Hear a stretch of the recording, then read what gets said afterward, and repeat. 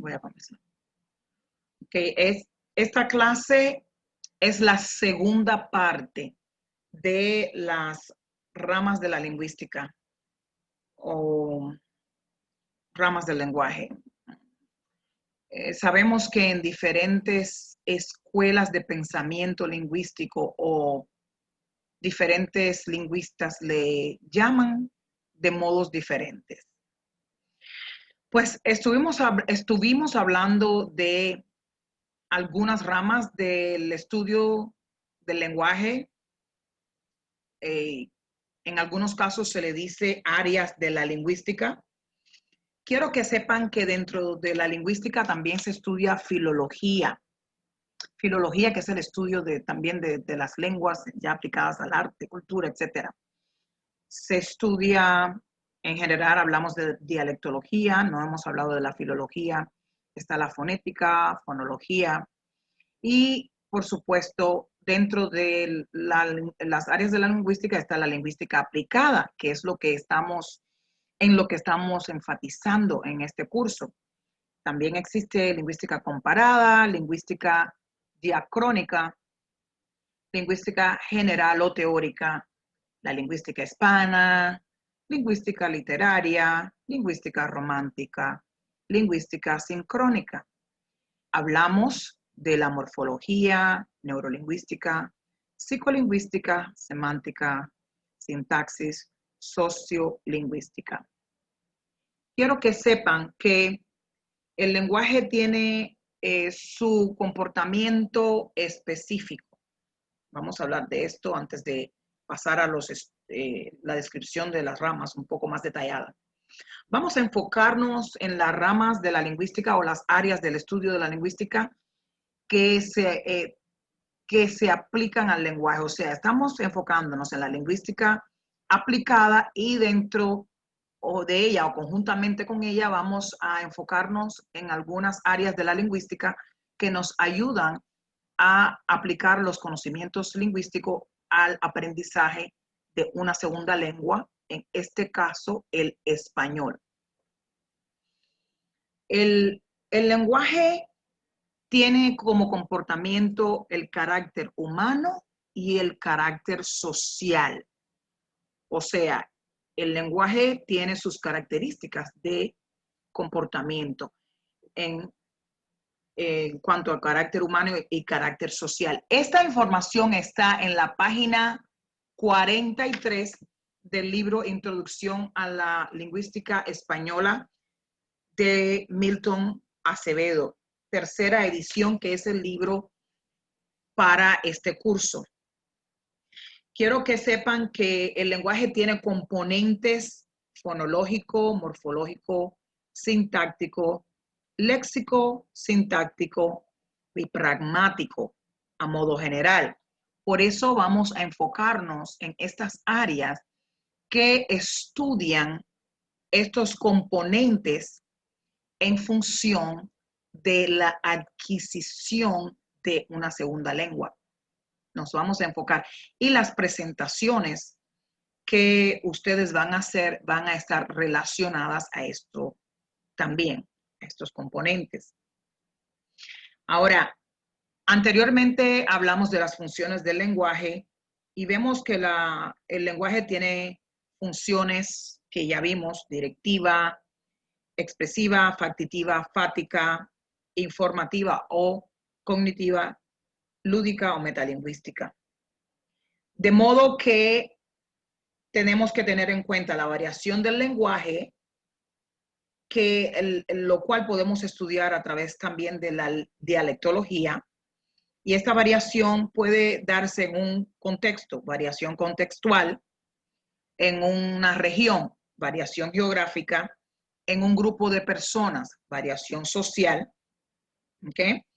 O en un momento determinado, variación temporal, o en algunos casos, cambios lingüísticos. Este tipo de variación se da cuando ocurren situaciones, por ejemplo, ahora en el contexto de la COVID-19. Decimos la COVID porque es la enfermedad.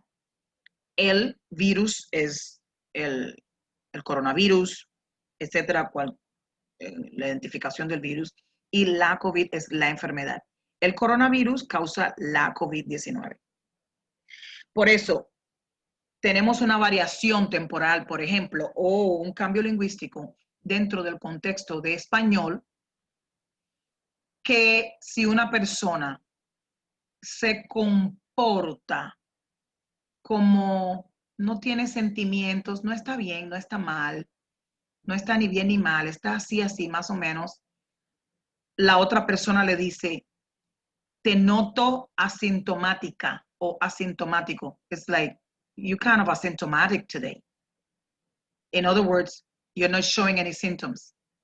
Esto es una variación temporal o un cambio lingüístico que ocurre producto de la situación. También podemos considerarla una variación contextual porque ocurre dentro del contexto de la COVID. A modo general, esta es la introducción de lo que vamos a hablar.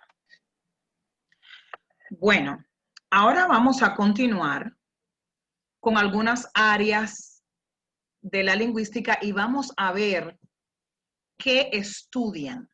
Por ejemplo, la sintáctica.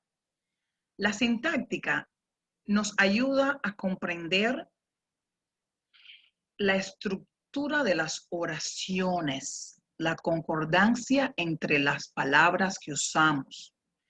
Nos ayuda a formular oraciones simples y complejas. Nos dice qué tipo de verbo es. ¿Es un verbo transitivo o un verbo intransitivo? Entender el tipo de verbo nos ayuda a comprender si es un verbo que necesita ser usado con un complemento directo u objeto directo o con un objeto indirecto, especialmente cuando estamos hablando de pronombres. Por ejemplo, compro flores para mi mamá. Compro las flores, las compro para ella, se las compro. Entonces, si no sabemos si el verbo es transitivo o intransitivo, es un poco más difícil comprender si necesitamos objeto directo, indirecto o los dos. La semántica nos ayuda a entender la estructura de las palabras, no mucho, sino cómo usamos las palabras. Es una palabra que es un sinónimo, es un antónimo. Y entonces acá vemos el antónimo y la polisemia. La semántica oracional, el parafraseo, ya hablamos que tenemos que aprender a parafrasear. La ambigüedad, ¿esto es ambiguo o no? Los proverbios o cliché, por ejemplo, ver para creer. Esto lo podemos ver cuando estudiamos la semántica, o sea, vimos que la sintáctica nos ayuda a comprender la estructura de las oraciones. A través de la sintáctica comprendemos cómo usar las oraciones simples o complejas o a formular oraciones simples o complejas. También aprendemos los diferentes tipos de verbos, verbos transitivos e intransitivos. La semántica nos ayuda a comprender cómo usamos esas palabras. Son sinónimos, antónimos, hay polisemia, parafraseamos, cómo decimos lo mismo de otro modo. Ahora, ¿en qué consiste este concepto de verbos transitivos e intransitivos? Los verbos transitivos son los verbos que admiten la presencia de un objeto directo o de un pronombre de objeto directo o de un complemento directo, podemos decir. El complemento ya es la palabra, el objeto es cuando lo hacemos, cuando lo usamos como un pronombre. Y entonces este objeto directo que vamos a usar se complementa con la acción descrita por el verbo ¿Por qué? Porque las acciones tienen que estar directamente relacionadas con el objeto, ¿ok? Lo que es distinto del sujeto. Por ejemplo, el verbo comprar. Les decía, yo compro flores, yo las compro. El verbo comer, yo como la pizza, yo la como. Yo como la ensalada, yo la como. ¿Okay? Estos son ejemplos de verbos transitivos. Y por supuesto, el verbo intransitivo es el verbo que no admite, bueno, necesita un objeto indirecto.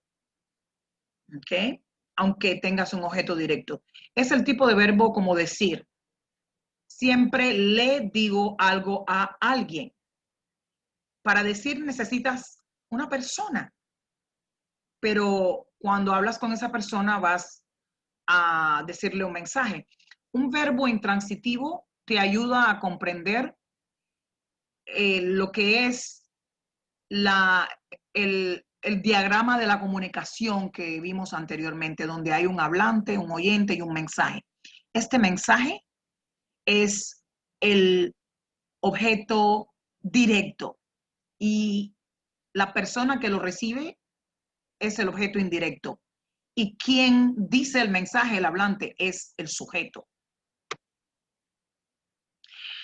Vamos a ver acá que en el estudio de la semántica tenemos antónimos y polisemia. Vamos a ver. Sinónimos, antónimos y polisemia. Un sinónimo es una palabra diferente con significado similar. ¿Ok? Bonito, hermoso. Son diferentes palabras, pero en ese contexto, en algunas ocasiones podemos usar una palabra u otra. ¿Qué ocurre con los sinónimos? Son palabras diferentes, con significado similar, pero con carga semántica diferente. O sea, la palabra tiene una intensidad, un significado profundo, un poco diferente, pero se puede utilizar en un contexto similar para comunicarse. ¿Qué es un antónimo? Es el opuesto, todo lo contrario a esta palabra. Bonito, feo, todo lo contrario. ¿Y qué es entonces la polisemia? La polisemia es una palabra con varios significados. Por ejemplo, la palabra nada. La palabra nada en inglés significa nothing, pero como verbo es la tercera persona de singular. Él nada en el mar. O sea, es una palabra con varios significados. Y en esto consiste la polisemia. Como tarea, deben buscar ejemplos de polisemia. Busque ejemplos de polisemia.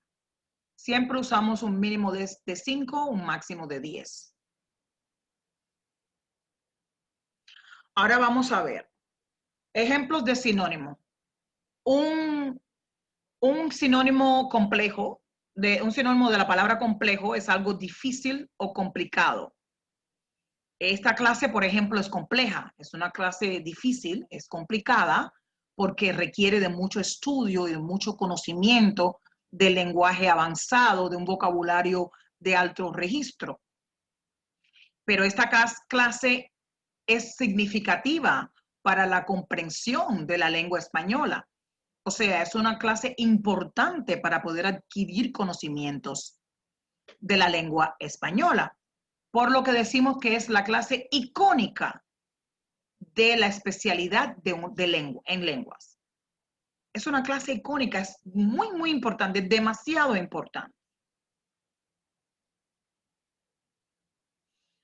Vamos a ver ejemplos de antónimos. Ya vimos complejo, vimos los sinónimos de complejo. Ahora vamos a ver el antónimo, que es lo contrario. Complejo viene siendo fácil o simple en el opuesto. O sea, el opuesto de complejo es algo fácil o simple. Y el opuesto de significativo es algo corriente o sin importancia.